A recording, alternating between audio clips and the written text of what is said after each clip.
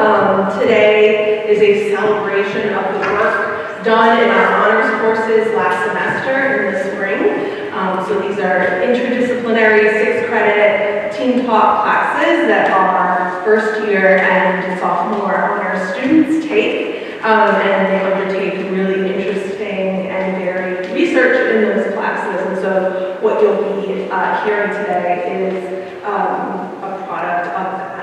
And so I would like first to bring up to give us her greetings and welcome the president of Mount St. Vincent, Dr. Burns.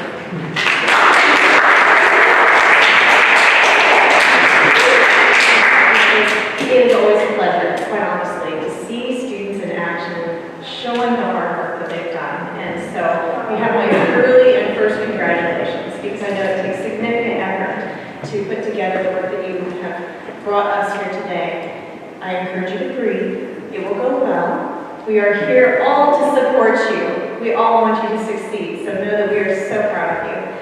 As an undergraduate student myself, I actually tried to avoid taking a research course as a psychology major. I was terrified, absolutely terrified to take that course. I put it off and I put it off and I put it off, and I finally took it and I loved it, absolutely loved it. And it was really the first place where I got to see the value as an undergraduate in researching something that I was very interested in. And then as a faculty member, I always loved seeing students' lights go off and say, oh my gosh, now I understand why this, that, and the other, because of the research that you get to choose to do and to own. And so I look forward to seeing the product of the lights going on, the process that you've done here today. And so I'm just so very proud of you, and I want to congratulate you and wish you the best. But do breathe. Breathing is very important, right? Absolutely. Good luck, and I look forward to your presentations. Thank you.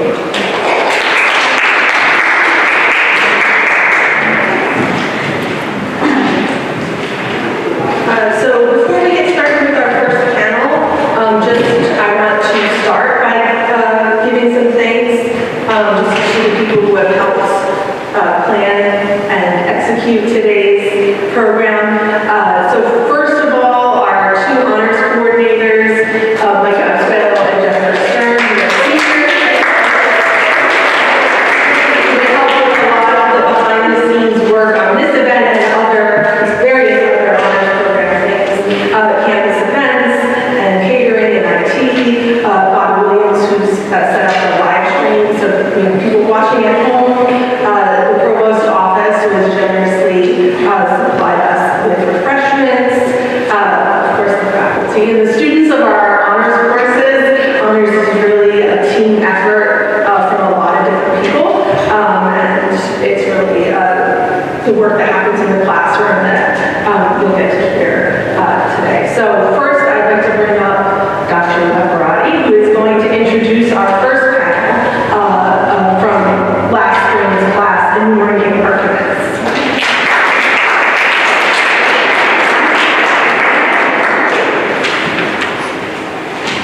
Hi everyone, thanks for coming out today. I'm introducing a panel of papers that came out of our honors seminar last semester called Enumerating Arguments, Mathematics and Written Word. And as the title implies, it's a math and English course.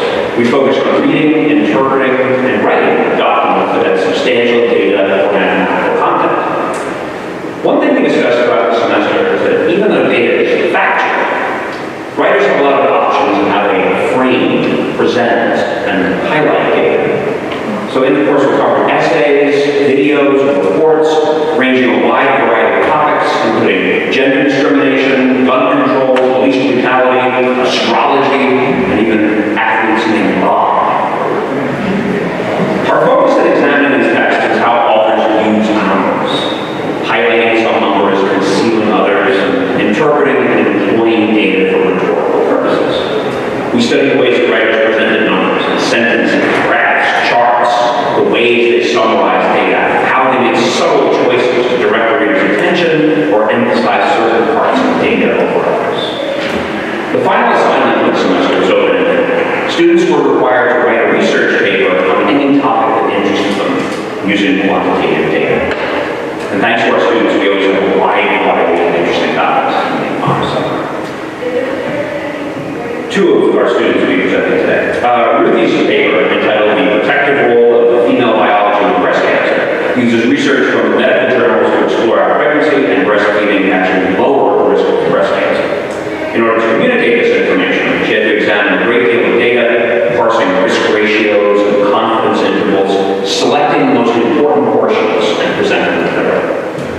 Kit's paper, entitled EVs, Humanity's Vehicle into the Future, argues that the United States should update its power infrastructure to support widespread use of electric vehicles, or EVs. Drawing on a wide variety of sources containing quantitative data, Kit similarly presents the most important pieces of evidence, weaving them into his argument for the importance of EVs in fighting climate change.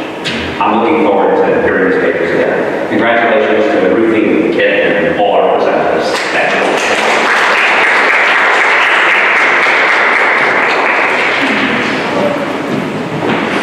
And so, as is tradition, some of the newest members of our honors program in the class of 2025 are going to introduce each speaker right before they speak. So, to introduce Ruthie PRENATAL.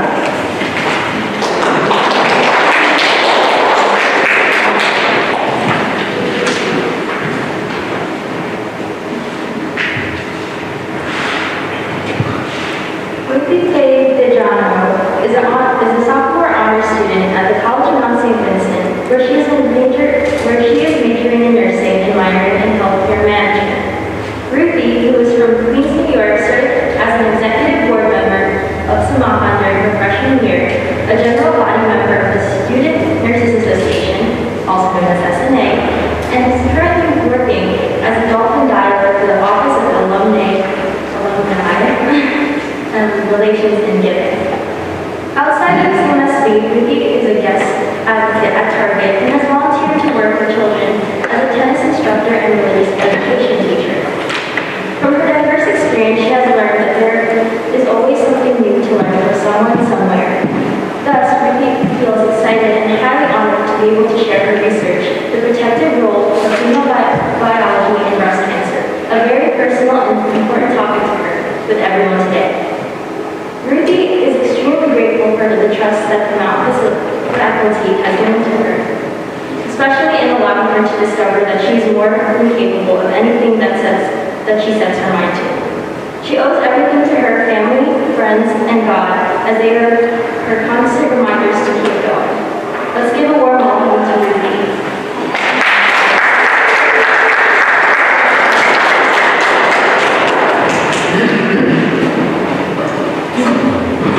Thank you for that wonderful introduction.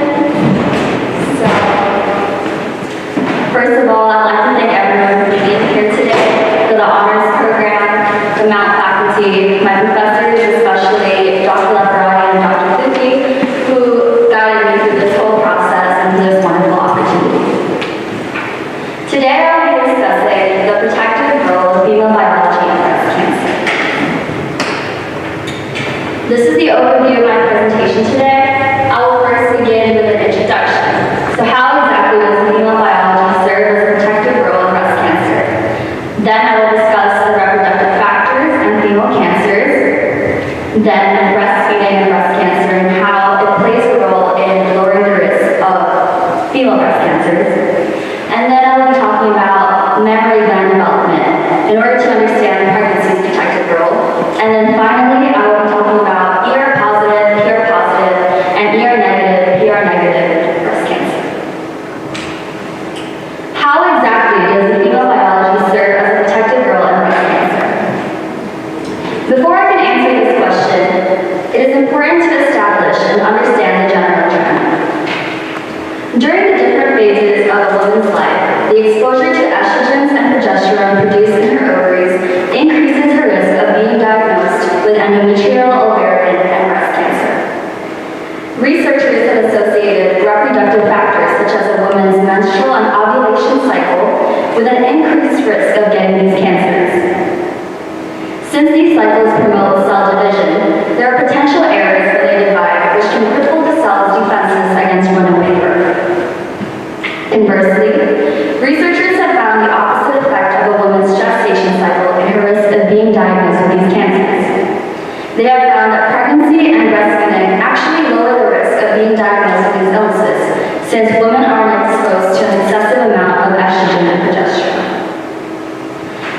these three types of cancer show this trend, I will hone in on breast cancer, specifically exploring the role of pregnancy and breastfeeding in protecting an individual from being diagnosed with this disease.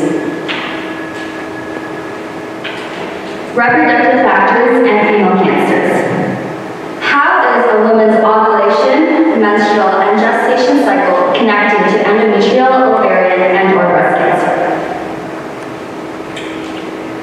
When there is an excessive amount of estrogen and an inadequate amount of progesterone in a woman's body, the risk of getting endometrial cancer heightens. Endometrial cancer is a type of disease that forms in the endometrium, which is the inner lining of the uterus. This is portrayed in the top right corner picture above. During a woman's menstrual cycle, there is a change in the endometrium as the estrogen that flows through her uterus stimulates the growth of the uterine lining. This causes a flurry of potentially dangerous cell division. Similarly, a woman's ovulation cycle plays an important role in her risk of being diagnosed with ovarian cancer. During her ovulation, eggs are being released from the ovaries, and this process traumatizes the ovarian epithelium, and the healing process entails increased cell division activity. This is depicted in the bottom left picture. So essentially, the more cell division, the more room there is for error. Without a doubt, the risk of getting breast cancer is similar. During a woman's menstrual cycle, the ovaries begin to produce a large amount of progesterone, which doubles the pace of cell division in the terminal lobular unit, which is the region where breast cancer commonly arises. Exposure to these hormones can be caused by early menstruation, late menopause, being older when giving birth to her first child, and never giving birth at all. However, unlike a woman's ovulation and menstrual cycle, her gestation cycle is proven to play a protective role from being diagnosed with endometrial, ovarian, and/or breast cancer. And the general idea is that when a woman is pregnant and is breastfeeding, she stops ovulating and menstruating. Thus, there is a significant decrease in her exposure to endogenous hormones, specifically estrogen and progesterone. Breastfeeding and breast cancer. How does breastfeeding play a role in one's relative risk of breast cancer? When I was doing my research, I came across an article from The Lancet, which compiled 47 epidemiological studies from 30 countries into one article in an effort to understand the relationship between breast cancer and breastfeeding. In this study, 50,102 women with breast cancer and 96,973 controls, which were women without breast cancer, were examined. The results of the estimated relative risk for breast cancer concerning breastfeeding among pregnant women were arranged by age, parity, which is the number of pregnancies, women's ages when their first child was born, and their menopausal status. After the data was collected, the relative risk of breast cancer was found to decrease by 4.3% for every 12 months of breastfeeding, in addition to a decrease of 7% for each birth. The relative risk of breast cancer associated with breastfeeding remained constant, whether women were from a developed or developing country. It also did not differ significantly by age, menopausal status, ethnic origin, the number of births they had, or their age when they gave birth to their first child. The Lancet concluded that breastfeeding doesn't heighten one's risk of getting breast cancer, but as a matter of fact, the longer women breastfeed, the lower the risk is of being affected. Mammary gland development, understanding pregnancy's protective role. To understand the protective role of pregnancy and breastfeeding, it's important to have a firm understanding of mammary gland growth and development to trace the root of the disease. The following overview will cover both human and rodent mammary gland development, since manipulations and a mechanistic approach can only be done through rodent models. In the breast tissue of a woman that has a normal menstrual and ovulation cycle, there are three identifiable lobules. There's lobules type 1 or lob 1, lobules type 2 or lob 2, and lobules type 3 or lob 3. These lobules, responsible for the production of milk, are found in the lobes of the breast glandular tissue. Ductal carcinoma, which is the most common form of breast cancer, originates in lob 1. Researchers have found that there are two main postnatal stages that occur in the mammary gland of humans and rodents. During puberty, the ductal elongation phase establishes a network of ducts which spread out from the nipple, driven by specialized growth structures at the tips of the elongating ducts, or the terminal end of ducts. The increase of the ductal network results in the progression of lob 2 to lob 3, and this is then followed by the progression of ductules to secretory which results in a fully differentiated lob 4. A process called post-lactational involution causes lob 4 to go back to lob 3, and this ultimately remains the prevailing structure of the woman's breast until she is in menopause and the breast goes back to lob 1.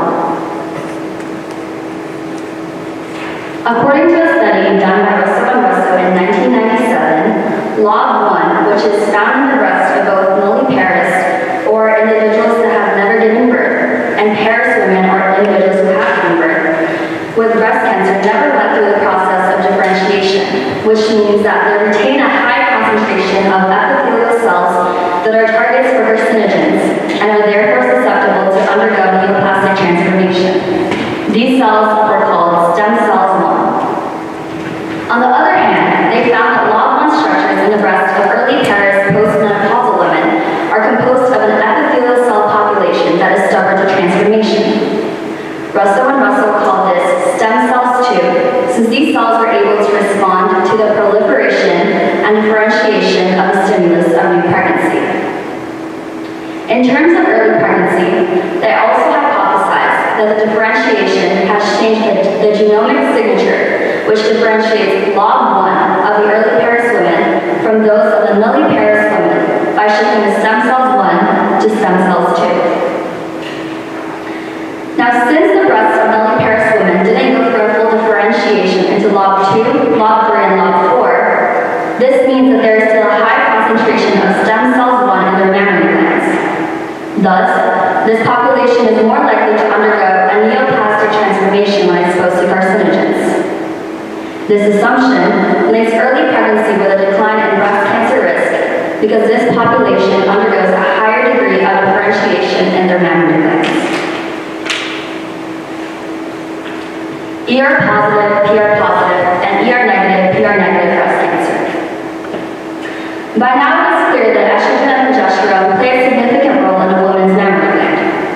Estrogen drives the active ductal growth of the breast, while progesterone increases the number and size of the lobules to prepare for breastfeeding. Even though it is clear that these hormones are associated with breast cancer, it is unclear how estrogen receptors and progesterone receptors play a role in this association. Huyan Ma et al. Reported a meta-analysis that summarizes the quantitative information of studies that have investigated the association of parity, age at first birth, breastfeeding, and age at menarche in connection to ER positive, PR positive, and ER negative, PR negative breast cancer. If breast cancer cells have estrogen and progesterone receptors, the cancer is called ER positive, PR positive cancer. If the cells do not have any of these receptors, it is called ER negative, PR negative cancer. Huyan Ma et al. Focused on 5 population-based case control and 2 hospital-based case control studies. There were 104 to 2,130 subjects for ER positive, PR positive, and 80 to 1,081 for ER negative, PR negative. This meta-analysis uses RR to refer to the odd ratio, rate ratios, and risk ratios, and their 95% confidence intervals for highest exposure versus lowest exposure category of parity, age at first birth, breastfeeding, and age at menarche. For today, I will hone in on parity and breastfeeding. For R's of parity, nulliparous women are used as a reference group, and potential heterogeneity in effective study design was examined through standard homogeneity tests. This tests to see if 2 or more populations have the same distribution of a single variable. P-values which are less than 0.05 were considered statistically significant. When talking about parity, they concluded that each birth reduced the risk of ER positive, PR positive cancer by 11%, and the p-value for homogeneity between ER positive, PR positive versus ER negative, PR negative cancer was less than 0.0001.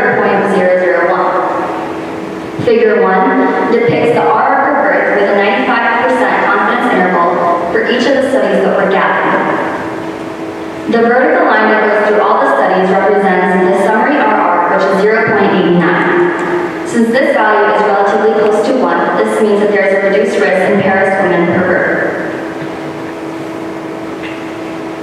In terms of breastfeeding, they found that breastfeeding was associated with reduced RRs of both ER-positive, PR-positive, and ER-negative, PR-negative cancer. Similar to Figure 1, Figure 3 depicts the R with a 95% confidence interval for each of the studies, as well as a summary R for both ER-positive, PR-positive, and ER-negative, PR-negative cancer. And since the R for individuals who are breastfeeding for ER-positive, PR-positive subtype is 0.95, and the RR for the ER-negative, PR-negative subtypes is 0.91, there is a reduced risk in women who breastfeed because the values are relatively close to 1. While individuals fail to recognize a relationship between breastfeeding and breast cancer, their ignorance overlooks the protective role that female biology plays in breast cancer. The common factors attributed to this disease are usually ones that aren't already found in female bodies. However, a woman's internal anatomy, specifically her gestation cycle, and her ability to breastfeed leads to a decrease in the risk of getting breast cancer. Similarly, a woman's menstruation and ovulation cycle also play an important role in this matter. Her decreased exposure to estrogen and progesterone when she isn't menstruating or ovulating leads to a lower risk not only of getting breast cancer, but also endometrium and ovarian cancer. It is important to understand what our own bodies can do to protect us from getting certain illnesses, because it allows us to implement practices that will help save our lives. Knowing the protective role of breastfeeding, a mechanism that could possibly mimic this practice would be beneficial in reducing the risk of breast cancer. In the meantime, however, women should take advantage of the unique makeup of the female body and consider prolonging breastfeeding each child in order to protect themselves from being diagnosed with this illness. Thank you.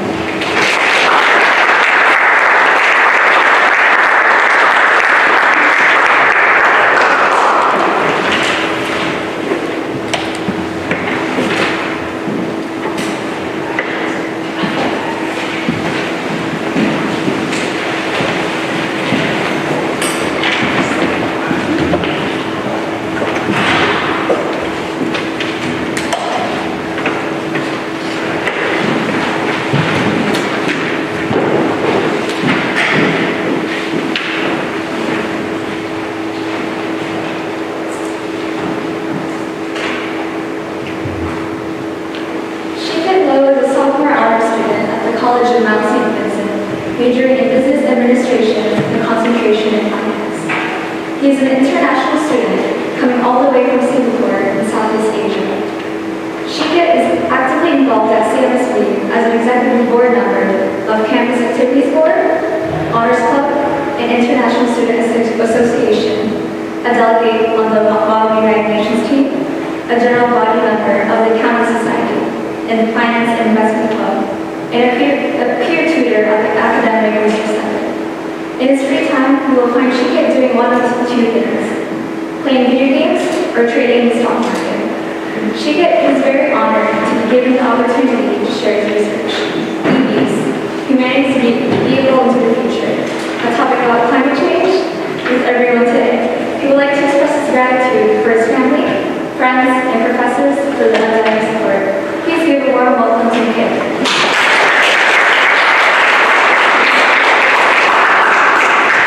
Thank you, Janelle. Hi, everyone. Let me just introduce myself here. I'm Kate, and I'm a sophomore majoring in business administration, and I'm also an international student from Singapore. Today, I want to share with you my research paper titled EVs, Humanity's Vehicle into the Future. For those of you who don't know, EV stands for electric vehicles. My thesis statement is that while others may argue that the cost of upgrading existing core infrastructure is too high, I argue that EVs are still key in helping fight climate change. Firstly, I will give some background information, and then a comparison of greenhouse gas emissions between EVs and ICE EVs. then the cost, and finally how the benefits outweigh the cost.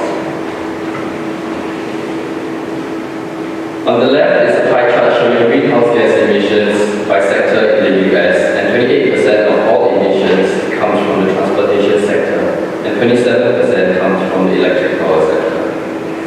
Blowing up another section on transportation, we can see that 59% of emissions is contributed by light-duty vehicles, which are passenger vehicles or even motorcycles, while 23% comes from medium and heavy-duty vehicles, such as delivery trucks, semis, or construction vehicles. And the rest is contributed by other modes of transportation, such as airplanes, ships, or trains. Here is a breakdown of the sources of US electricity generation, where we can see that up to 60% of all electricity generated in the US is generated using fossil fuels or resources that generates greenhouse gases, and only 40% of electricity is generated using pollution-free sources. Next up, I will compare the greenhouse gas emissions of electric vehicles versus ICEVs. ICEV stands for Internal Combustion Engine Vehicles, which is our traditional gas-powered vehicles. The researchers uses a well-to-wheel analysis that provides a comprehensive estimate of all direct and indirect emissions. It consists of two parts. The first, well-to-tank, which includes emissions from the extraction of fuel to electricity production. And second, tank-to-wheel, which includes emissions from the operation of the vehicle. Using this method, the researchers found the following data. ICEVs that run on gasoline emit the highest amount of carbon dioxide equivalent, followed by ICEVs that run on diesel, and finally electric vehicles running on electricity produced using 2020 EU grid mix, which emits less than half of that of ICEVs that runs on gasoline. The numbers are measured in grams of carbon dioxide equivalent per kilometer, which includes all greenhouse gases such as methane and nitrous oxide, etc. All the different types of greenhouse gases are grouped together and then given a common unit for the ease of comparison. One key part in evaluating a comprehensive carbon footprint of electric vehicles is the source of electricity generation and the emissions tied to it. Here we have a list of sources of electricity production and a comparison between their magnitudes of emissions. We can see how electricity generated using plant coal emits easily 40 times more greenhouse gases than electricity generated by wind or other renewable sources. Therefore, it is extremely important to know the source of electricity that powers electric vehicles. As a solution, the US can and should make the move to transit into a 100% renewable energy country to encourage the widespread use of electric vehicles. Lastly, we'll discuss about the cost of upgrading existing power infrastructure to accommodate the widespread use of EVs and to transition to 100% renewables and green network. The researchers have found that it takes a whopping $4.5 trillion to move the US to a 100% renewable energy power network. To put that into perspective, assuming a 10-year plan, it costs every household $70,000. The cost of transition is mainly used in these 6 categories. The categories are grid expansion, which includes expanding the current electrical grid to include remote areas. Renewable energy infrastructure, which includes building wind farms, solar farms, hydroelectric dams, and other renewable energy facilities. Energy storage, which includes building energy storage solutions such as batteries to store energy when sources of renewable energy such as solar and wind is not readily available. Electric vehicle charging stations, which includes the installation of an accessible network of charging stations to encourage the use of electric vehicles.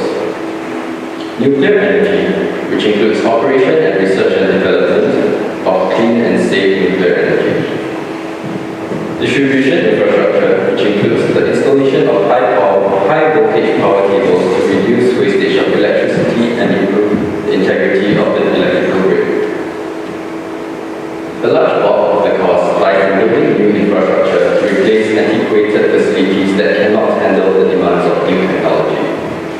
Just a fun fact. According to the Department of Energy, power outages cost the US economy an estimated $70 billion annually. While $4.5 trillion may seem like a huge sum of money, I argue that the benefits of transitioning to a 100% renewable energy country and embracing the use of electric vehicles far outweigh the monetary costs.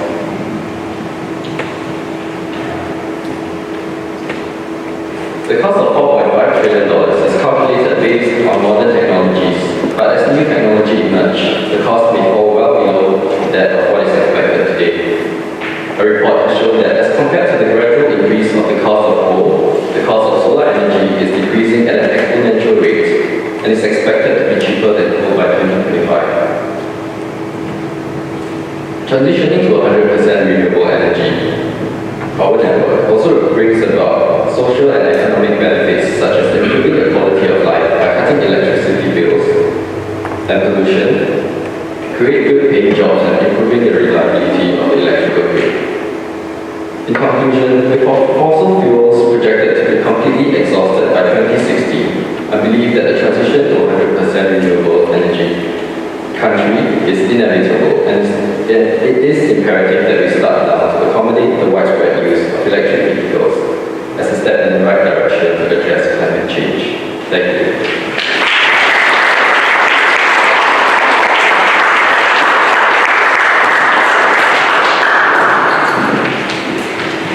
Thank you so much to our first group of presenters, and I just wanted to take just a minute and bring Ruthie and Kit off to see if anyone has any questions for that. Just a few minutes for questions before we transition to a very different panel.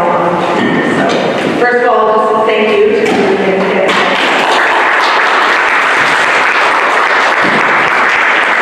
Just ask if anyone would like to, I have questions, but this isn't just much more for being able to ask questions of the really interesting paper. So, yes. What was their inspiration in choosing the topics? Okay, inspiration in choosing the topics.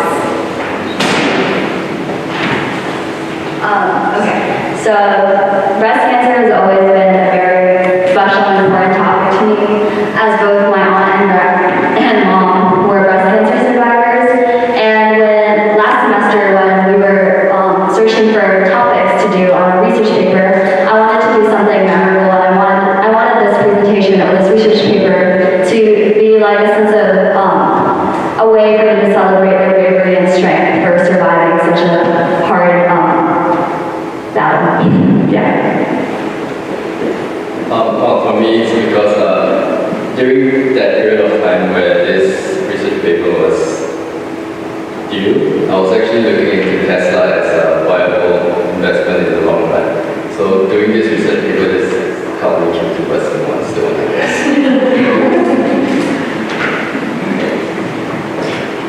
Yeah. It's a question for Ruthie, and I'm sorry, I'm new to what you named the anatomical changes that occur in the breast. But your suggestion at the end that if you could do something to simulate breastfeeding, that this might allow for the reduction in breast cancer. The question is it from the actual breastfeeding, or is it from the biological changes that the body makes as it prepares for breastfeeding that is the cause of the decreased chance of cancer, or is there a way not to tell? So are they able to distinguish between the simulation of the practice of breastfeeding as opposed to the biological alterations that occur with respect to cancer? I think that when I was researching it, I think it has a lot to do with the biological makeup of female bodies, because there was a very interesting article that I came across that transgender women can actually, transgender women can actually be able to mimic this breastfeeding because they have certain, the biological makeup, they possess a biological makeup that tends to mimic breastfeeding. So I think it has a lot to do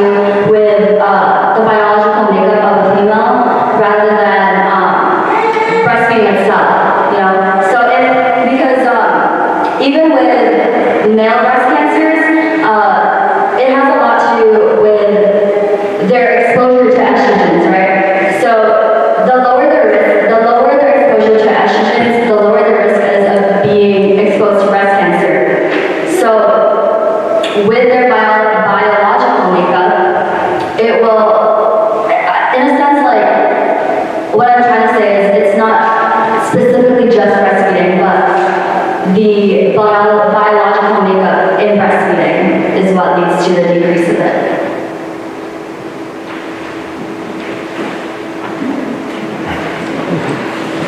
Speaking of which, yes, My question is for kids. So one of the costs that I've not seen much information on is re-education.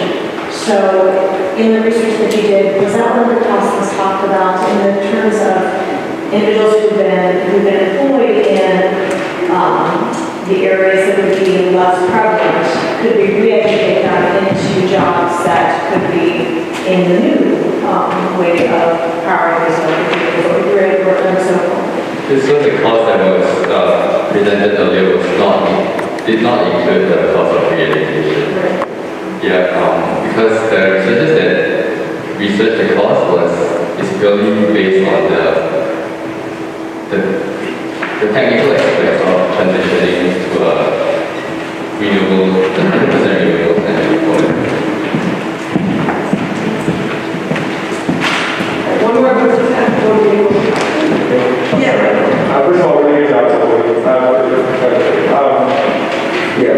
I know you said the statistics are down to 70,000 per household, but do you think if the were to happen, it would be through tax, or do you think it would be substantial donations to guys like us or people that are already in the industry?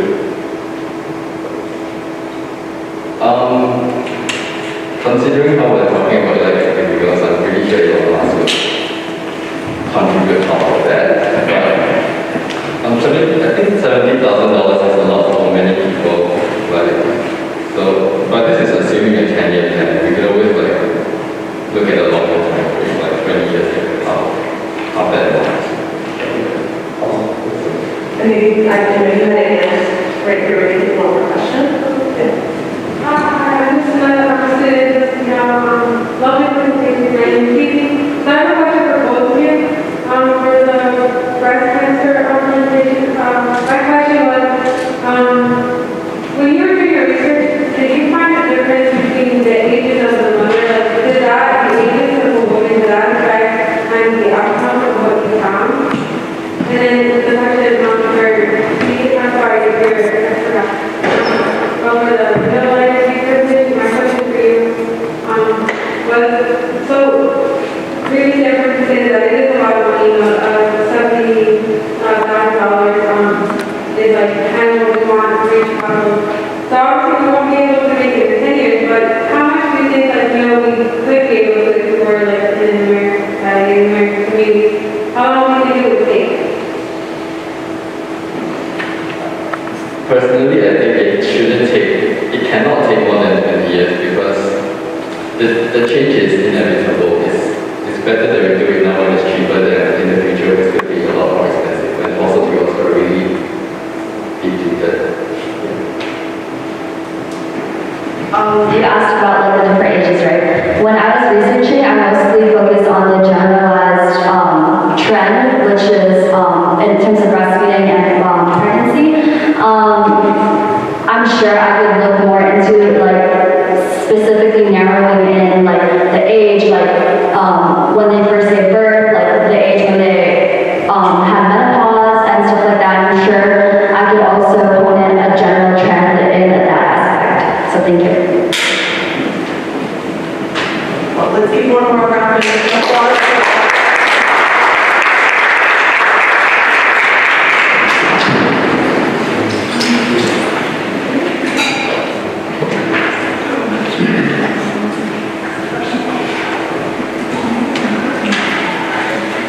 So switching gears, I'd like to ask Dr. Dejano to come up to introduce our second panel.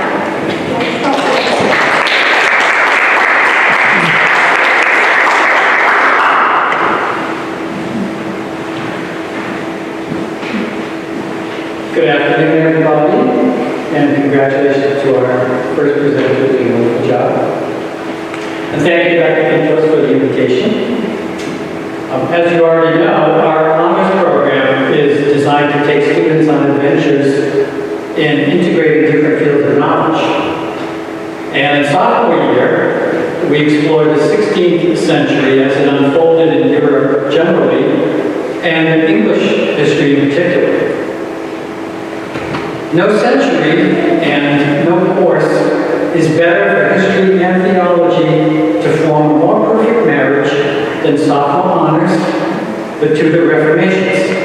Definitely a better marriage than Henry VIII. For the 16th century, the time of the Protestant Reformation, and particularly that unique Reformation that England underwent in the reign of her second Tudor monarch, Henry VIII, offers no better, and I believe our students will agree as well, no more fun way to do this. As we saw in the course, King Henry VIII and his successors, Edward VI, Mary I, and the Virgin Queen Elizabeth I, shaped the future and affected the world we live in to a degree almost unimaginable. In spring 2021, every one of our 15 students did excellent research on varied aspects of the time of these significant Tudor rulers. The young scholars whose work we highlight today are representative of that quality. Some used the course as a springboard for exploring the intersection of the Tudor period with their own particular majors. For example, Renee, who is a nursing major, delved into what childbirth was like in the pre-modern world with what to expect when you're expecting. Tudor. Megan will tell us the story about the queen who got away, one of the few survivors of the king's complex marital histories, and more than a wife, Anne of Cleves escaped from Henry VIII. Finally, Dejano takes us backstage at queenly courts to a deeper look at ladies in waiting, showing who these significant royal companions were, what they did, and why they were important. For Dr. Zukowski and myself, this was our last year in the honors program, and he asked me to express to you how enormously proud and incredibly privileged we felt to work with so many outstanding students in the honors program over the last 6 years. You, our last group, were particularly wonderful. We are confident that you will enjoy hearing the wisdom that our young scholars have gained and that they are now pleased to share with you and with us. Thank you.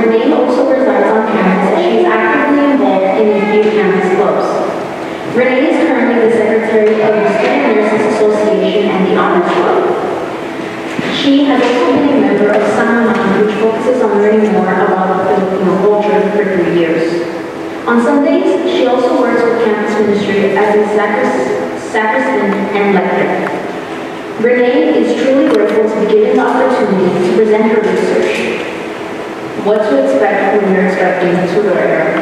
At this year's honors symposium, with great appreciation and gratitude, Renee dedicates all her success to God, her family, and her friends as she continues on to achieving her dreams of becoming a nurse. Please give a warm welcome to Renee.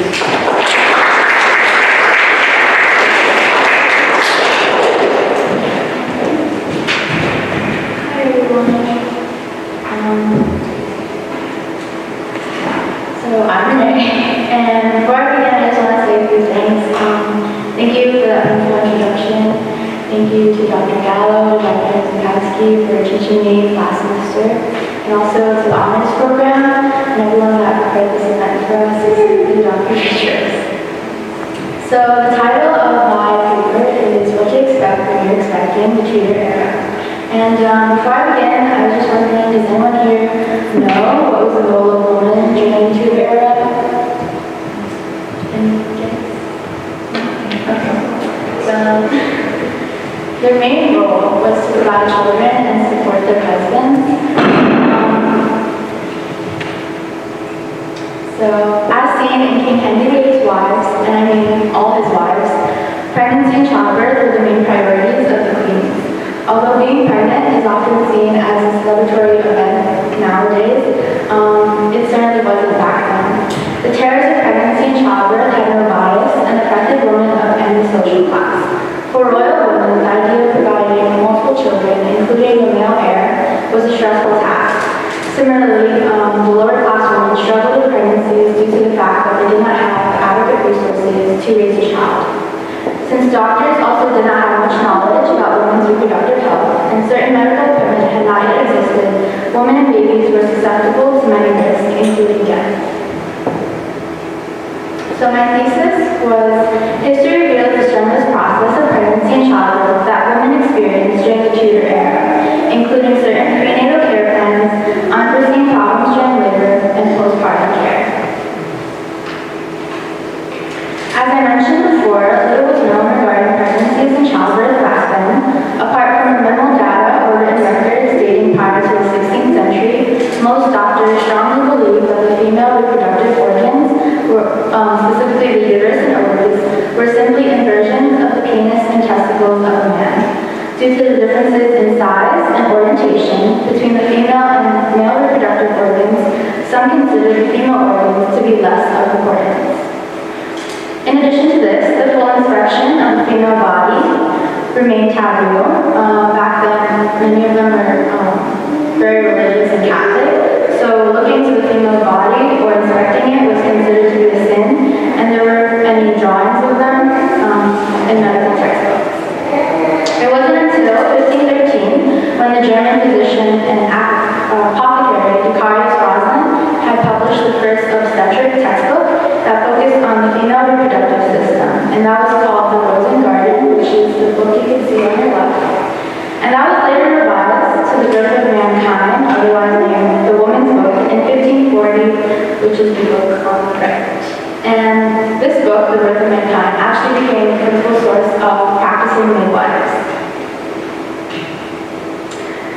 So, although the textbooks had demonstrated an expansion of information regarding pregnancy and childbirth, many Tudor women were often unaware that they were actually pregnant. They didn't have many reliable pregnancy tests like that we have today, so they would have only known if they experienced the following signs and symptoms. For example, if their urine was pale yellow to white with cloudy surface, then a woman was presumed to be pregnant.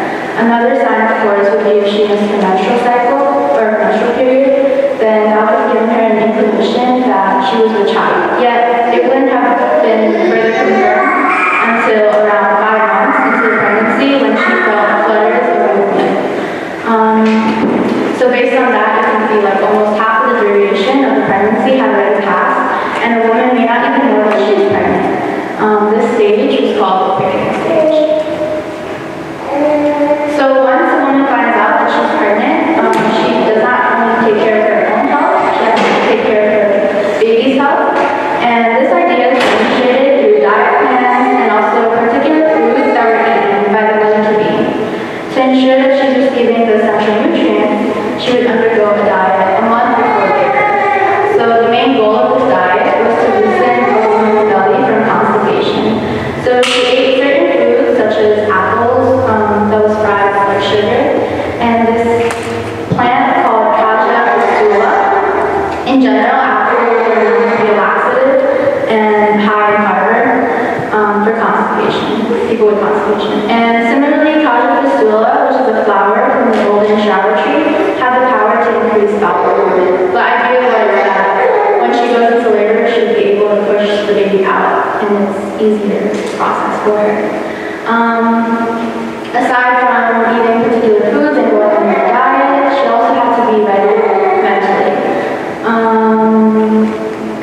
stage is called the lying-in, or the taking your chamber stage. In this stage, it was 4 to 6 weeks before the birth, and that's when a pregnant woman would retire to a private room.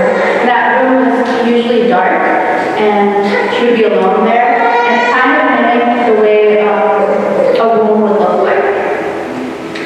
In addition to mentally preparing themselves, pregnant women had to be careful to avoid ugly sights and pictures, as well as any sudden fright, as these could harm the child. It was believed back then that if you looked at or were thinking about like a picture of a beast, those characteristics of that beast could be attracted or manifested to your developing baby. So what mothers would do to steer clear from happening, in their walls of the lying-in chamber, they would hang up beautiful portraits of baby Jesus and Mother Mary in hopes that their baby would look just like baby Jesus. As you can see, it's evident that much was taken into consideration regarding the environment of an expecting mother, as it also affected her developing baby. So, awaiting the day of their labor, it can be assumed that the expecting mother may not be thrilled to finally meet their baby. However, this was not the case for the woman during the Tudor era. Many women were so close to the finish line of their pregnancy knew that the painful labor may also lead to the end of their lives. That idea of fear before labor had originally been introduced in the Bible. Specifically in the book of Genesis, God told women, "In pain you will give birth to children," due to original sin, of course.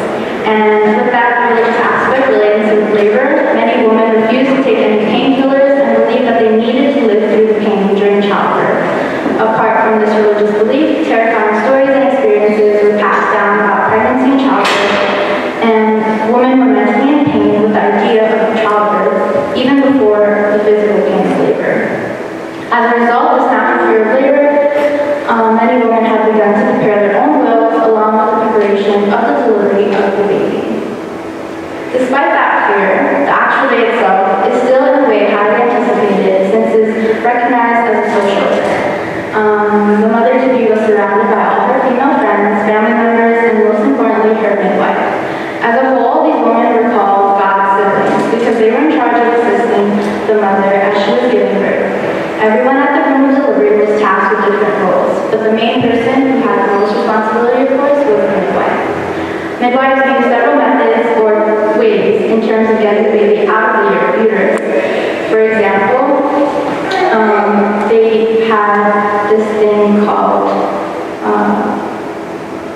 a birthing chair, which is seen on the top right corner, and basically the mom or the mother would sit on the chair and have her legs up, or you can see it down there, would have her legs up on the shoulders of the midwife, and it would be an easier way to get the baby out. Like I said, they don't really have the tools necessary, so they use just wooden chairs to help the mother have a safer delivery. Along with the birth chairs, mothers use protective amulets or prayer rolls in hopes for a safe and successful delivery. The idea behind this was that they would wrap the belly of the mother with prayer rolls, and those prayer rolls had, like for example, St. Margaret of Antioch, and it was said that she would help protect mothers that were expecting babies. Whether the amulets or prayer rolls worked or not, they gave women greater reassurance through the feeling that they were contributing to the safe delivery of the baby.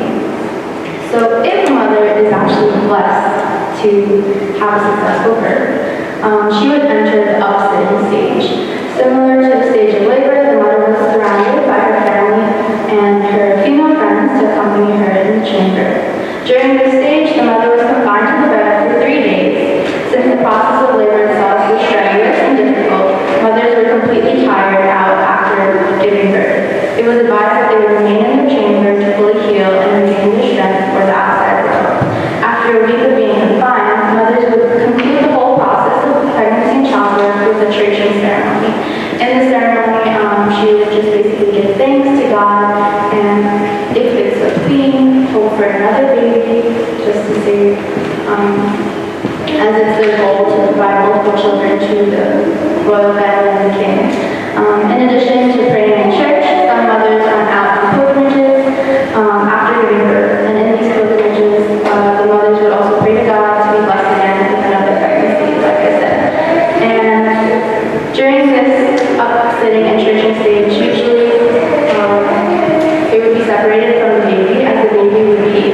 going to baptism already, because the idea of entering the kingdom of God or heaven was highly valued by most Tudor people. Babies needed to be baptized immediately as their lives were still at risk for dying. So to avoid babies not entering heaven, the priest gave midwives the power to baptize newborns if a life-or-death emergency were to occur. Due to the whole sudden occurrence in a baby's life, most mothers were not able to attend the baptism since they're still in recovery. In terms of pregnancies and childbirth, not everything, like I said, ended up successful due to the lack of medical equipment and knowledge. Sadly, many unexpected complications would arise during mother's labor. For example, in the event that a mother had died while she was giving birth, the midwife would turn her onto her left side and cut her open and take the child out. As bloody as it may sound, this procedure was done in order to save the infant. 100 years later, this would be known as the cesarean or the C-section. As I mentioned, many mothers heavily suffered from difficulties throughout their pregnancy. Statistics show that in the 16th and 17th century, it was estimated that 1 out of 40 women died in childbirth, and as many as 200 out of 1,000 children would die before the age of 5. Based on these numbers, it is evident why many steps were necessarily taken from the moment of conception to the delivery of the baby. Due to the high risk of pregnancy, it was established back then that if a woman was pregnant, she must handle it with the utmost care. This idea is clearly shown in the pregnancies of the wives of King Henry, for example, both Catherine of Aragon and Anne Boleyn, who suffered from multiple miscarriages and stillbirths. Additionally, it was discovered that aristocratic women were more likely to die in childbirth than their less privileged counterparts. The reason behind this was that much more stress was put into royal women as they were called to promptly conceive another child after their first pregnancy. The king wanted to secure their succession and have more male heirs as possible. The short birth intervals clearly did not aid in the royal woman's health, but rather increased their chances of dying in childbirth. These queens commonly suffered miscarriages as they were pressured to provide King Henry a male heir. Another problem for women in the Tudor era was the phenomenon of a false pregnancy, or scientifically or medically called pseudocyesis, which is the condition when a woman experiences the same signs and symptoms of a pregnant woman, however she is not carrying a baby. This rare circumstance actually happened to Queen Mary, as she claimed she was going to have an heir for the throne. Mary had similar symptoms that are common to pregnancy, such as a baby bump, but then it was later confirmed that she was just bloated and was entering the menopause stage due to her period stopping for months. Thus, the symptoms that she presented eventually proved that they have no relation to pregnancy. In modern times, pregnancy and childbirth are seen as an auspicious time in a woman's life. However, the sentiment has evolved from the Tudor era, where great trepidation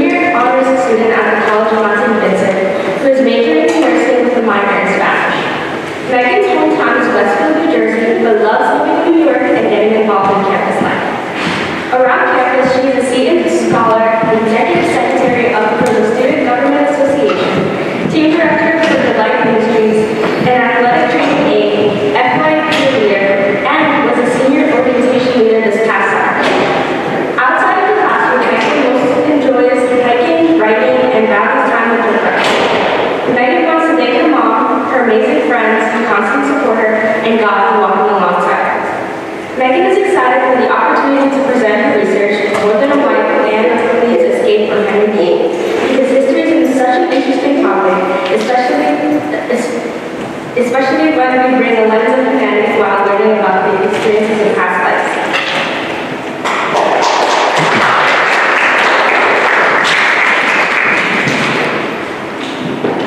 Hello, thank you for the introduction. So, my research paper was on, it's kind of a case study of Anne Cleves, who's the fourth wife of Henry VIII. It's just an exploration into her. So obviously Henry VIII famously had 6 wives. She's the fourth one, and she's the only one to escape that toxic marriage alive, either not being executed by Henry or being isolated. So when I first thought about history and what specifically I wanted to research, the 2 things that most came to mind that interest me is the fact that history is typically written in the perspective of the winner or the victor. So in this case, a lot of the history that went on in England is kind of written in the perspective of Henry because he has so much power and influence during that time. So I wanted to explore a little bit more into Anne's experiences specifically, and also the fact that it's really easy when you're learning about history to think about the people in history as characters in a story rather than actually validating and taking the time to take interest in their experiences and how that affected them, and also how that affects our present day experiences as well. So the first thing that I do with my research, I really like to introduce where I come from and what questions I really wanted to explore with Anne before I present my findings to you guys. So obviously, looking in Google, we all start our research papers by doing a quick Google search. So one of the first questions that I thought of is why was Anne's fate always attributed to luck rather than intelligence? Because of the fate of a lot of his other wives, I was always interested on why Anne specifically was able to get out of this marriage and why she was able to live a really successful life in England after Henry, so that was one of my questions. She's also really unjustly remembered as Flanders Mare and being the ugly wife of Henry VIII. So that picture is a picture of Anne Cleves famously in her bonnet. And this was just something that I was really interested in. She was always kind of boiled down to the ugly wife of Henry VIII, but I feel like she had a lot more to offer in history, and she wasn't attributed for intelligence that she really displayed throughout history. And another question was, what else did Anne Cleves do throughout her life that should be remembered but isn't acknowledged in history? So if you look up on Google who is the ugliest wife of Henry VIII, her name is brought up. So I just feel like she had a lot more to her, and I wanted to explore her life a little bit more in detail. So this brought me to my thesis, which was Anne Cleves, because of her reputation as Henry VIII's fourth wife, is not justly portrayed in history. Anne's own wit and manipulation of Henry is the predominant reason why she had her life after the annulment with Henry. So some historical context to understand Anne and her situation with Henry is the death of Jane Seymour is kind of where their story starts. So Jane Seymour is Henry VIII's third wife, and she dies on October 24th of 1537. Jane Seymour is the wife that Henry claims to be his true love. He requests after she dies, he requests to be buried next to her out of all the 6 wives that he has, and he ends up being buried next to her because of his love for her. A lot of his love for her definitely derives from the fact that she's the wife who's able to provide him a son, an heir to the throne. So this leads us into Thomas Cromwell's political arrangement of the marriage of Anne Cleves and Henry. So Thomas Cromwell is known as one of Henry's right-hand men throughout his reign in England. And he arranges this marriage between Anne and Henry as a political agreement between Germany and England, which is unique because this is the first and also the only out of the 6 marriages that is a political agreement between 2 countries without any semblance of romance from Henry. Henry is famously known to really court his women and really pursue his women.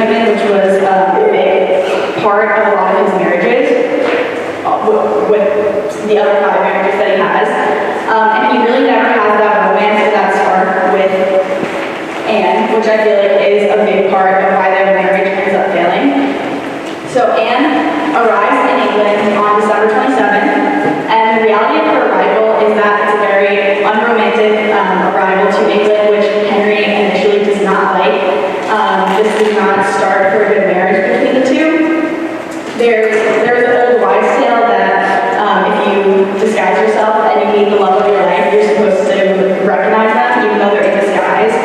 So Henry goes to this court in Kent, disguised, and he greets her, and she does not recognize who he is even though he's disguised. So this brings kind of a bad start to the marriage.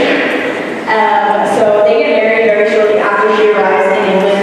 They get married on January 6th of 1540 at the top of the next year.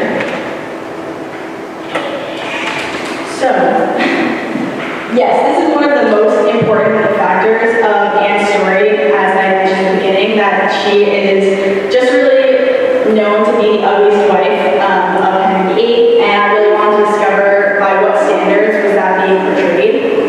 So her beauty is really misrepresented in history, and my findings were that she's represented this way because the lens of history that's being told is Henry's. So Henry has these English standards of beauty. He also previously married Catherine of Aragon, which is his first wife. She has a Spanish culture, and then an influence on her style, and then followed by Anne Boleyn, who has French influences on her style. So Anne, initially coming over from Germany, already has a different culture and different beauty standards that she grew up with. So that puts her at a disadvantage with Henry initially. So if you look up Flanders mare, which was referring to that image that I showed on my first slide, with her in her bonnet as a horse, the Flanders mare was a derogatory term at the time, and it represents an appreciative, tall, or strongly built woman, usually with the implication of unattractiveness, a nickname for Anne, who was the fourth wife of Henry VIII. That's the definition of it, and again, I wanted to dive more into that. So she is this German woman being judged by English standards, which is unjust, and this gives her this unjust portrayal in history. So history portrays Anne's German culture while being Queen of England from January to July 1540 as an oddity beyond acceptability because it was unacceptable in the eyes of Henry VIII. So just to reinforce that, not necessarily that her culture or her beauty standards aren't correct, but in the context of the very rigid and small structure that Henry would give for his wives to be the spearhead of the country and to really represent not only the country but him and be this image for him, he did not think that those standards were acceptable, which is one of the branches of their marriage and how they end up getting annulled from each other. So the gravity of their annulment. So just beforehand, annulment is a divorce that's seen as legitimate in the eyes of the Catholic Church. It's more of a mutual agreement that the marriage was never valid initially, so that they're able to get annulled and be separated rather than divorce, which is not seen as acceptable in the Catholic Church. So Anne is not recognized to be an intelligent woman, though I don't think otherwise. She was very aware of Catherine of Aragon's fate. Catherine of Aragon, again, was Henry's first wife, who he was married to for 24 years. At that time, he was in pursuit of Anne Boleyn, his second wife. So he brings Catherine of Aragon to court, trying to get an annulment, and he ends up isolating her for the rest of her life after these 24 years of marriage. He ends up successfully isolating Catherine from her daughter Mary for the rest of her life, and Anne Boleyn was beheaded by Henry VIII as well after their 3 years of marriage. So the fact that Anne was able to acknowledge the fate of these two women, who he had a lot more love for 24 years and then for 3 years, she knew that he wouldn't have as much mercy with her when they were trying to get an annulment or a divorce, which I think is very intelligent that she took that into account. They'd only been married for about 6 months when they were trying to get the annulment, so she obviously understood that he would not bring that much mercy to her case. So where they go with the annulment, Henry gets information from Germany to try to get a foundation for this annulment. So he finds that Anne was betrothed to Francis, son and heir of the Duke of Lorraine, while she was only 10, so the betrothal was not considered official. So by getting this information of Anne's childhood, he tries to invalidate their marriage. He also claims that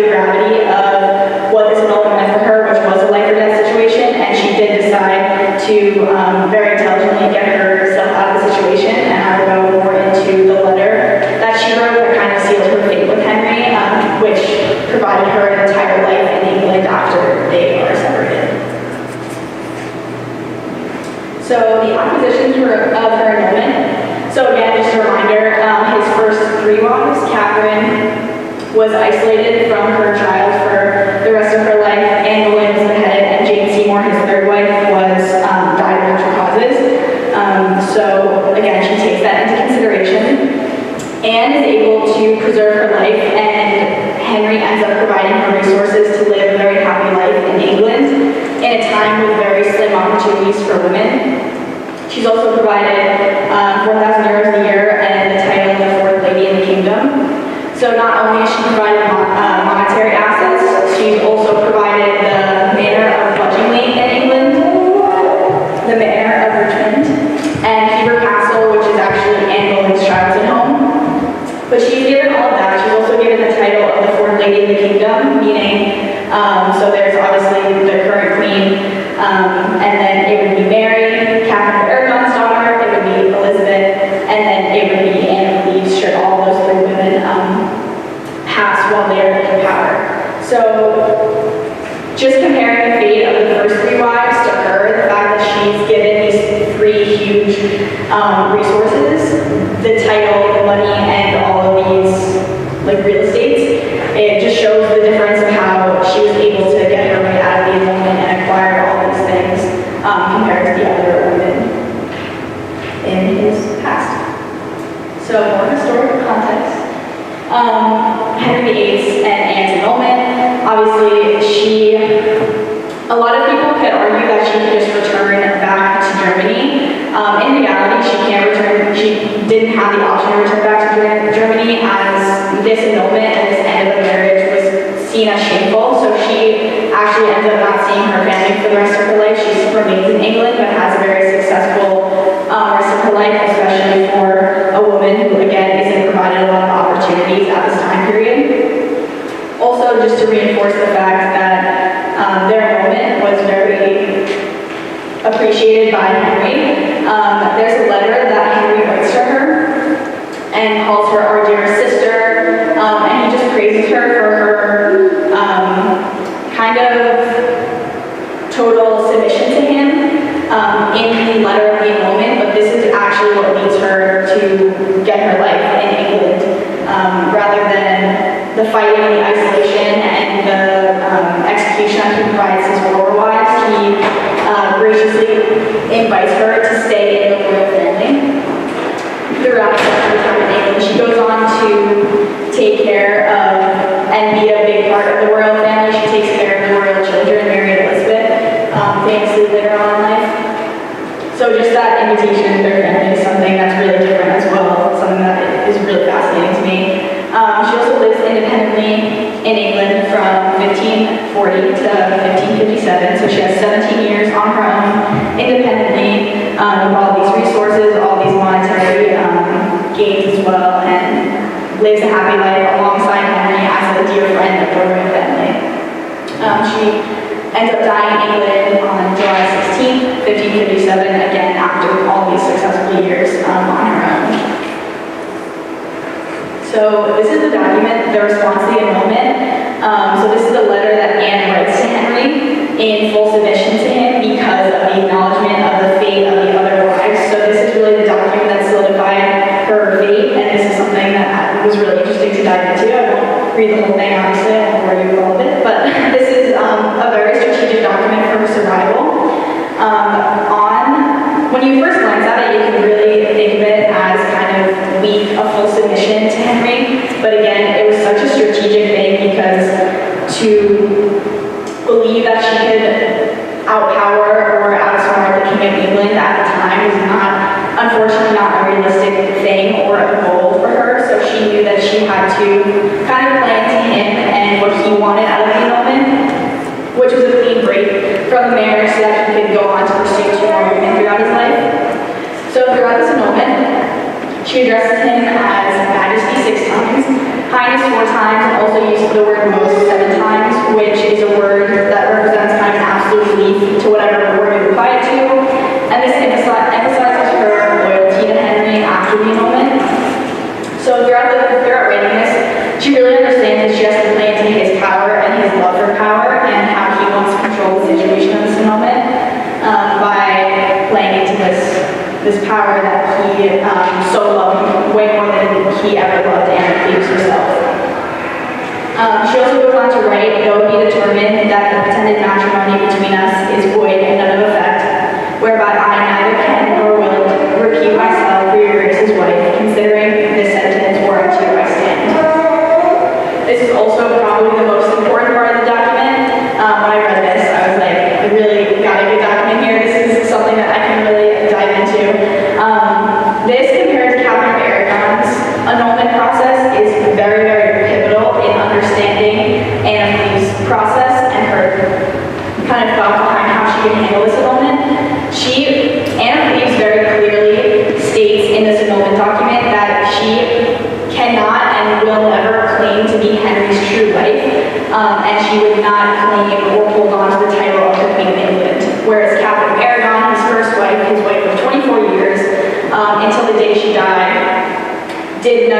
never signed a document or never verbally admitted that she was not the rightful Queen of England or that she was not Henry's true wife. Until the day she died, she believed that she was the true wife of Henry, and she truly loved him, which unfortunately gave her the fate of being isolated. So Anne of Cleves definitely took this into account, and initially she knew that after 6 months of kind of a passionless marriage between the two, she would not have any ground between them, and she submits to him and is given all of these resources and his life in return. So, to conclude, one of the 6 wives of Henry VIII, to living 17 successful years after her annulment with Henry VIII, and leading life of independence unmarked by women in the 16th century is what Anne of Cleves should truly be remembered for. So rather than just being dismissed and invalidated as this woman who kind of fully submitted to Henry VIII, she should really be acknowledged for her kind of unmarked independence and her ability to manipulate her way out of the situation. These very tough situations that she saw happen in the past, in Henry's past, she was able to get herself out of that situation and go on to live this really successful life. So whenever you hear Anne of Cleves, I hope you think of her in a much more positive way. I really am emotionally connected to her after this presentation and after this research that I did, so I hope you appreciate her as much as I do. Thank you.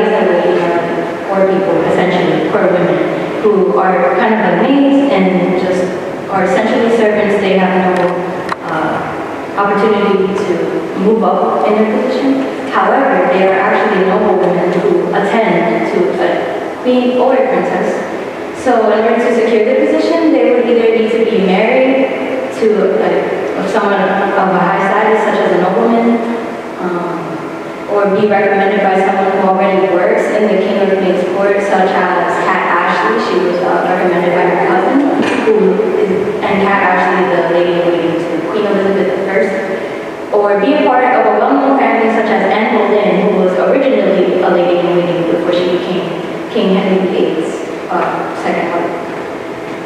they were expected to basically just attend to the queen or princess and stay by her side for most of the day. They did this in shifts. That's hard to believe, but really, they had so much ladies that they did it in shifts.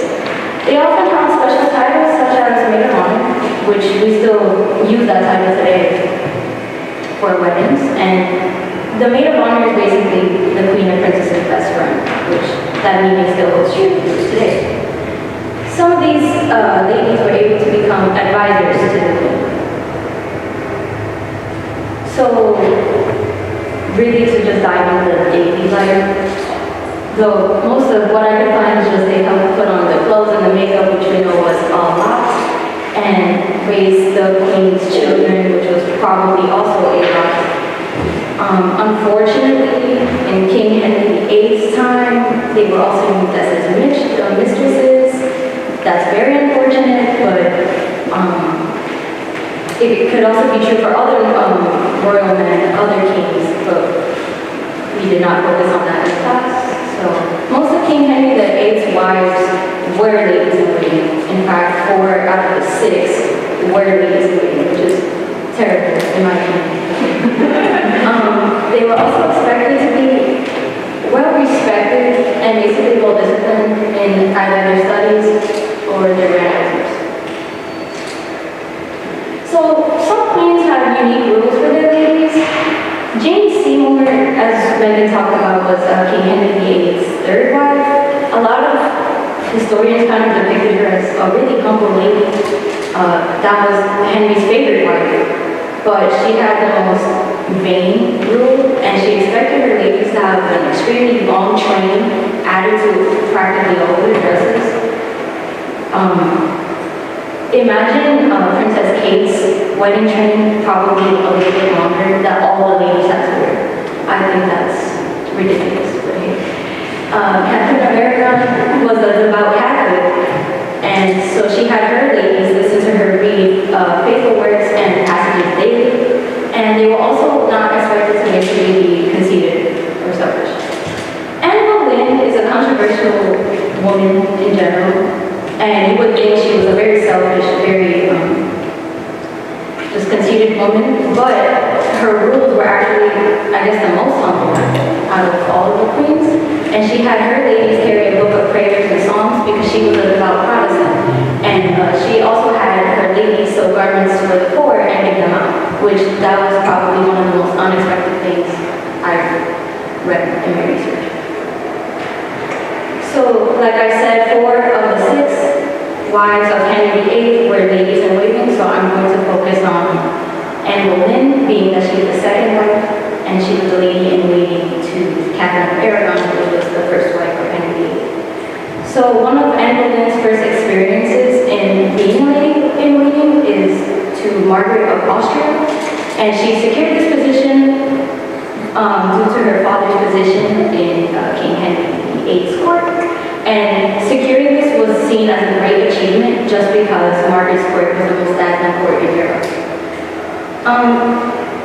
Anne is also known as one of the most charming women, at least in Henry VIII's life, and that's how she was able to be his wife because he was intrigued by her, but so was everyone else. So this charm was also known to Margaret of Austria. So Margaret of Austria said to Anne's father, "I find her so bright and pleasant for her young age that I am more beholden to you for sending her to me than you are to me," which I think is that's a very nice compliment to hear when you're just standing right next to her. But it's her charm really speaks for her. And Anne was also just day-to-day expected to make polite conversations, walk the queen's dogs, and simply just accompany her. They most likely became best friends. So I talk about Queen Elizabeth I here because Queen Elizabeth I is Anne Boleyn's daughter, and Anne Boleyn was, like how Megan said, executed by King Henry VIII. And in that marriage to Anne Boleyn, King Henry's first daughter, Mary Tudor, who was also known as Bloody Mary, had to be a lady in waiting to Queen Elizabeth as punishment because Catherine of Aragon would not submit to the annulment. So Queen Elizabeth I is considered the most learned monarch learning English history. Catherine Parr is the last of Henry VIII's wives, and even though she was not a lady in waiting to Queen Elizabeth, she was just only Elizabeth's stepmother. She actually supported the advancement of women in education, and this type of feminist ideologies must have poured into Elizabeth's education as well. Mary Tudor, who was also Queen Mary I, or Bloody Mary, was the lady in waiting to Queen Elizabeth I. And Mary already had a first-hand experience of education fit for a future queen. But unfortunately, she was devoted to Lady Mary. So she must have told Elizabeth the little ins and outs of being a princess of a king, despite the strained relationship between Mary and Elizabeth. And Cat Ashley, which is really what I focus on in the later half of my paper, Cat Ashley is Elizabeth's maid of honor and one of her closest friends and her trusted lady. So a little bit of background on Cat Ashley. She was born in 1502, and she was a relative to Joan Chamberlain, who was a lady in waiting to Catherine of Aragon and the rest of King Henry VIII's wives. And because she was related to Joan, she was able to get this job as being a lady in waiting. So as Elizabeth grew up, Cat was always found by Elizabeth's side. And she is known throughout history as Elizabeth's surrogate mother, best friend, and mentor. So her influence on Elizabeth is actually pretty astounding. I did not know this first fully before researching, but Cat was able to teach Elizabeth astronomy, geometry, history, everything you can read up there, and that was apparently due to her own education. I was surprised at that fact because it seems as though women during that time did not have that expanded of an education, basically. They were practically educated in learning how to sew, or learning how to clean, or learning how to cook, instead of being educated in geometry and mathematics, so I thought that was very interesting. However, Cat also taught Elizabeth domestic skills such as riding horses, needlework, embroidery, and dancing. And as Elizabeth moved into Catherine Parr's household after King Henry VIII's death, with Thomas Seymour, who was involved romantically with Catherine Parr after his death, Cat and Elizabeth's relationship was strengthened. And just to highlight the relationship a little bit before I continue, Cat is a very important person to Elizabeth because her mother, Elizabeth's mother, was executed. So who was going to be her mother? Who was going to take up that role? And throughout, when I'm going to discuss later, it's evident that Cat loved to be her mother. And even though she did not say that she is her mother, she is her mother. So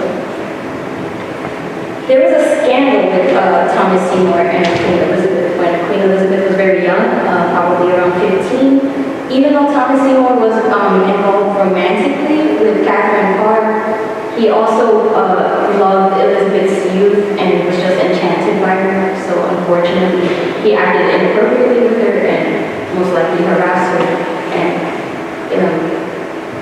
provided a traumatizing experience for Elizabeth.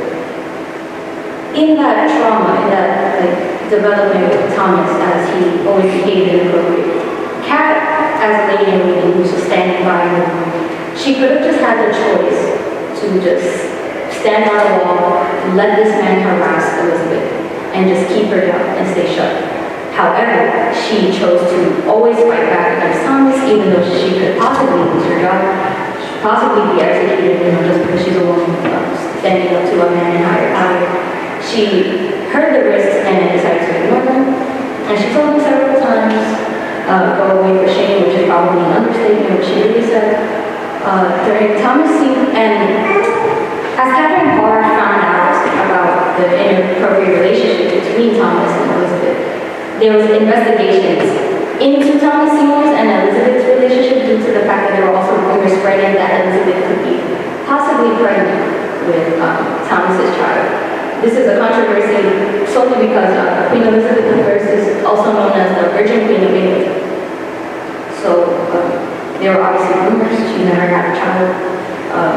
I don't think anyone knows if she was actually pregnant or if she was actually virgin, but for the most part, she never married. So during into this investigation, Cat was interrogated and arrested and imprisoned in terrible conditions. Despite this abuse, though,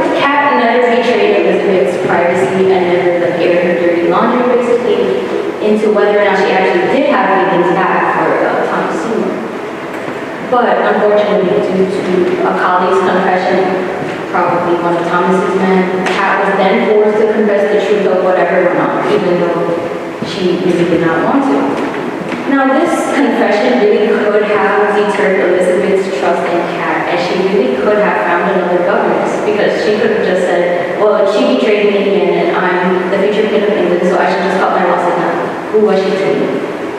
She did not choose to do that. Instead, she chose to defend Kat in front of the Privy Council, which I believe were the council in charge of the investigations.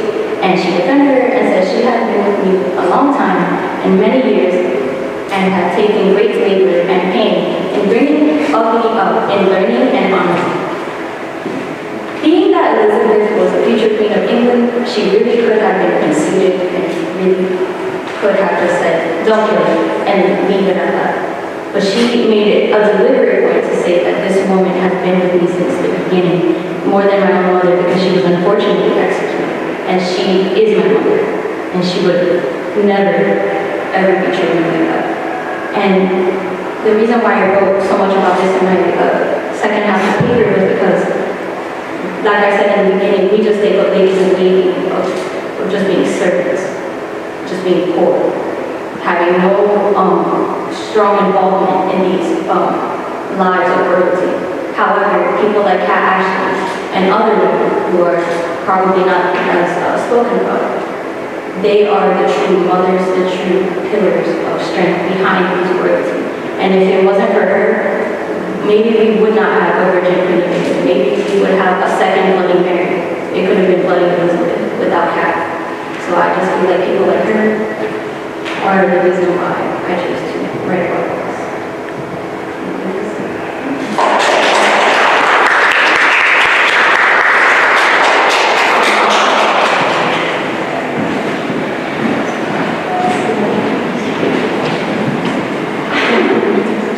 Thank you all. So let's give another round of applause for our second panel. And we want to bring up Renee and Megan and Dejano and see if we have a few questions for them before we conclude. And I apologize, Cece has been very participatory today. Questions for our second presenters? Just a what would make you choose your topic?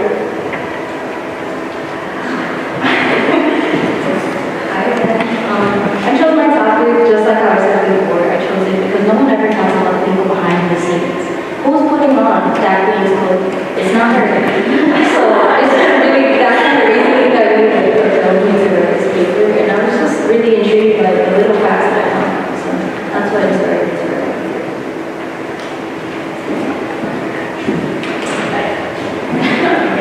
I chose my paper because I actually really wanted to get away from science just for a little bit.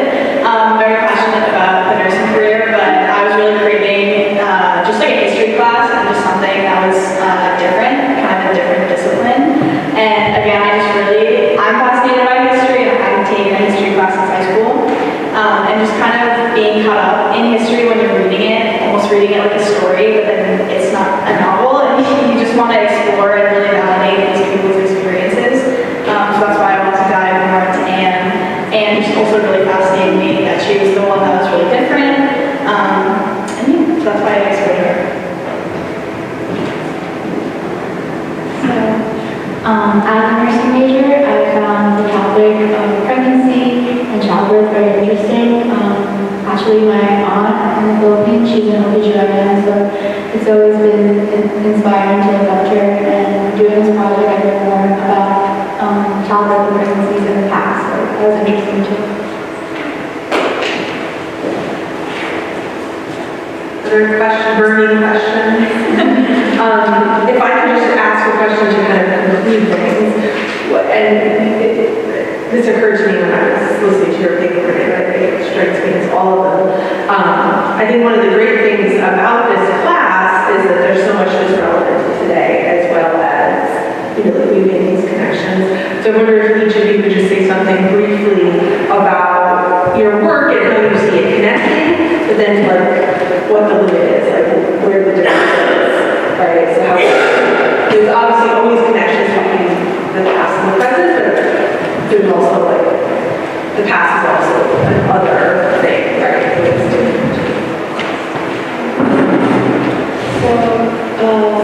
For me, learning about the lack of information and also the lack of medical resources they had in the past and seeing how now today, of course, technology has improved and the knowledge that doctors have today to provide better care and better care for both the mother and the baby.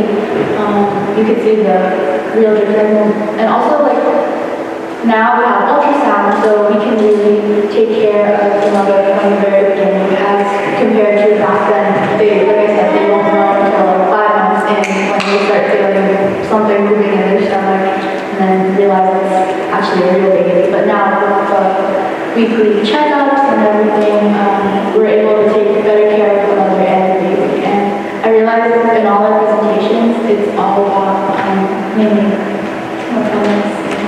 all about queens and female people back into your era. So, yeah. Yes, I would say the same. I would say the biggest difference between my presentation in that time period and now is definitely the power that women hold just in general, especially in marriages.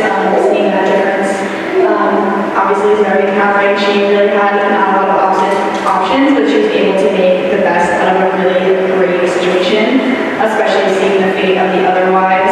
I would say the similarities that I got from it is just kind of bringing empathy to a lot of situations, whether someone's past or someone's present or their future. Kind of treating Anne like a case study, I guess kind of interesting, just kind of bringing empathy to that, the fact that I don't know her experiences and her emotions on it, and just bringing empathy as I portray her experiences throughout her life, especially with kind of all that trauma that comes with an annulment and the fact that she can't really express her feelings about it today.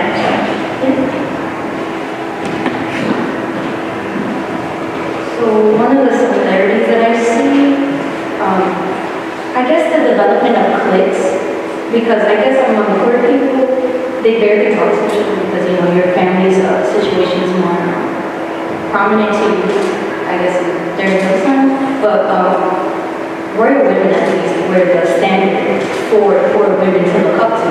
So seeing, like, a royal woman, no matter her title, and her ladies beside her, it was just another level of modeling to them, I guess. Sorry, I'm not going to express this one. But I think the development of places started with royal women and ladies and queens.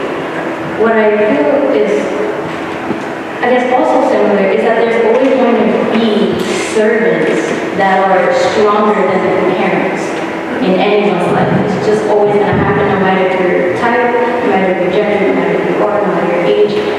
There's always going to be a family who's not really your family.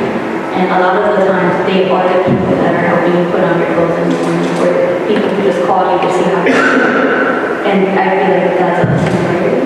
The difference though, I guess it's mostly political, as I feel like as globally we're straying away from monarchies and we're going into democracies, and we don't really need a king or a queen. I mean, there still are ladies in waiting in England. In my paper I mentioned one of the ladies in Princess Margaret, who was the sister of the Queen of England. So there's still ladies in waiting, but as we stray away from monarchies, I don't think there would be ladies in waiting anymore as time goes on.